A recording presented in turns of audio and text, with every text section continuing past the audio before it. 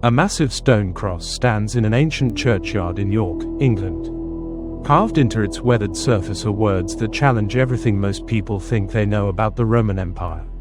The inscription reads, "From this parish Constantine the Great was declared emperor." Not Rome, not Constantinople, York. What if the most powerful Christian emperor in history wasn't really Roman at all? What if the man who transformed Christianity from a persecuted sect into the religion of an empire was actually British, raised on an island tradition that claimed its faith came directly from Jerusalem, bypassing Rome entirely? Today's question is extraordinary. Could the symbols on the British royal standard, the lion, the bull, the cross, be ancient Hebrew tribal emblems that traveled across thousands of years to manifest in the monarchy of a distant island? And what does that tell us about the hidden connections between ancient Israel, the Druids, and British Christianity? We're diving into one of history's most suppressed narratives, the British origins of Constantine the Great, and the astonishing evidence that British Christianity didn't come from Rome, but existed centuries before Rome ever heard the gospel.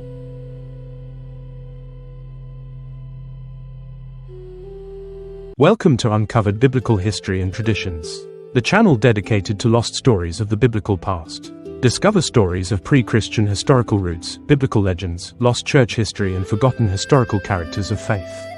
It is very helpful if you hit the like, subscribe, and share. Help build my channel, and let's take a look together into these uncovered forgotten tales. Constantine the Great spent 20 years extending what scholars call constitutional Christianity across the empire. But here's the twist: this wasn't some new religious experiment. According to documented sources, constitutional Christianity had been long established in his native Britain before Constantine ever took the throne. He wasn't innovating, he was exporting what his homeland had practiced for generations. Think about the implications. While Roman emperors were feeding Christians to lions in the Colosseum, Britain had already developed a sophisticated Christian legal and economic system. Constantine wasn't Romanizing Christianity, he was Britannicizing Rome. His mother, Queen Empress Helen, shared his conviction that British faith stemmed directly from Jerusalem, not from Rome. This was a fundamental rejection of Roman ecclesiastical authority. Mother and son made a radical decision. They established the government not in Rome, but in Constantinople, physically moving the imperial throne of the Caesars away from Italy. How often did Constantine visit Rome during his entire reign? Twice. Just 2 brief visits to the supposed center of the empire. Meanwhile, he maintained residences in Constantinople, York, and Colchester.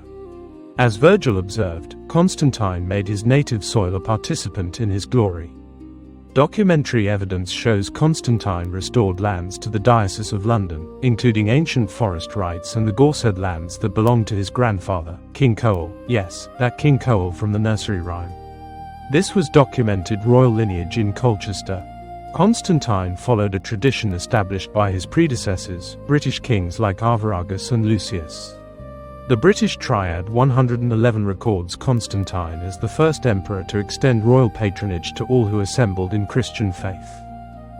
But the most fascinating part isn't the buildings or land grants. It's the economic system. Christianity in Britain flowered from Druidic soil. Early British Christianity and Druidism shared remarkable similarities, particularly in their economic structures, which mirrored the ancient Israelite system almost perfectly.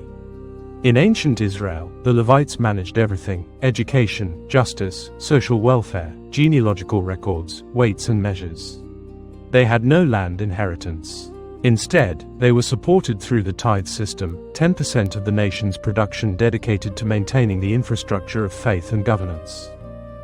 The Druidic economic law operated identically. When Druidism merged with Christianity in Britain, this system continued seamlessly for thousands of years. British kings amplified it through magnificent gifts to the church. Queen Empress Helen and Constantine the Great were probably the greatest financial contributors to the Christian cause in history. Our modern Thanksgiving celebrations trace back to this system. The harvest feast was when people brought field products to the church in early Druid and Christian times. Church decorations with corn stalks and pumpkins today echo ancient harvest tithing customs, bridging Druidism, ancient Israel, and early Christianity.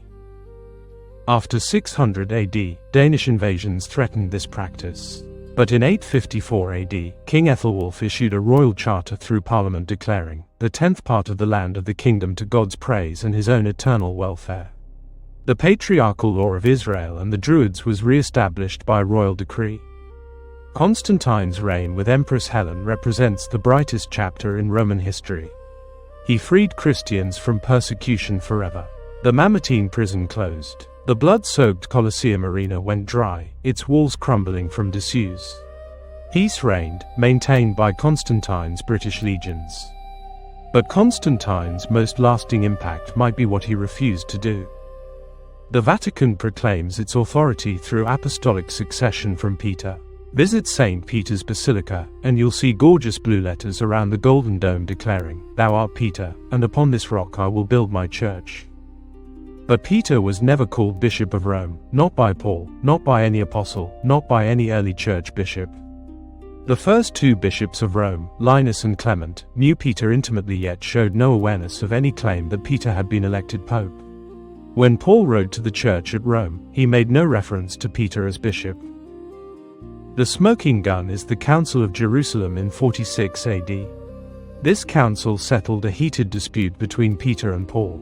Paul won the argument. Saint James, brother of Jesus and apostolic bishop of Jerusalem, presided as chairman. If Peter was the supreme head of the church and vicar of Christ on earth, he couldn't have been on trial. He would have been the judge, not the defendant. Historians agree the papacy as we know it evolved through political pressure and the forged decretals, documents proven to be fraudulent fabrications. Even Gregory the Great, who sent Augustine to Britain, rejected the title of pope, claiming to be merely first among equals. Constantine, steeped in Britain's primitive faith heritage, would never have endorsed such claims.